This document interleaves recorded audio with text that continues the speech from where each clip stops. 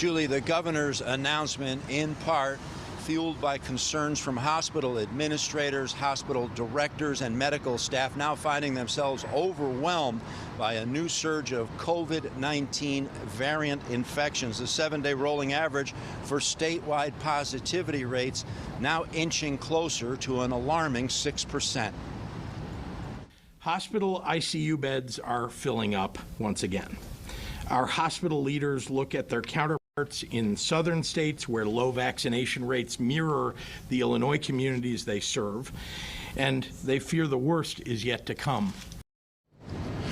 Illinois Governor J.B. Pritzker announcing statewide mask mandates for everyone ages 2 and up in indoor public settings starting Monday, with increasing hospitalizations among younger people than we've seen before. And there are also an increased number of so-called breakthrough infections of fully vaccinated individuals. There is growing concern, but health officials say the surge is largely fueled by the unvaccinated.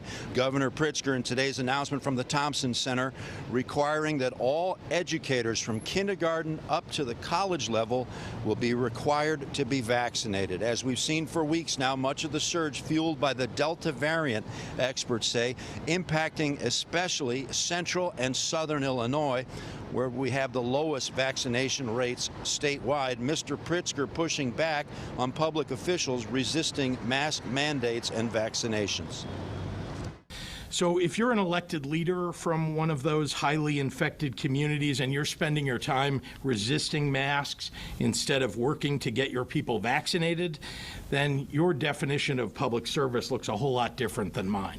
That's one ICU bed in the entire region for the 20 counties that it serves for anyone, whether it's appendicitis, a car crash, any kind of injury that would need a bed.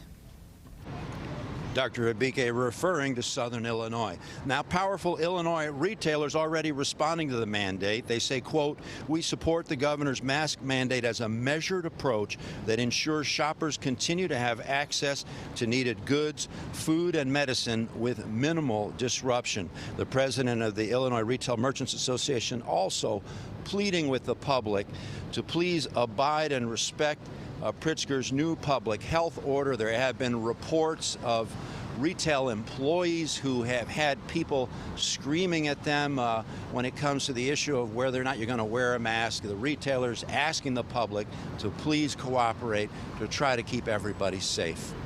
At the Thompson Center, Julian Cruz, WGN News.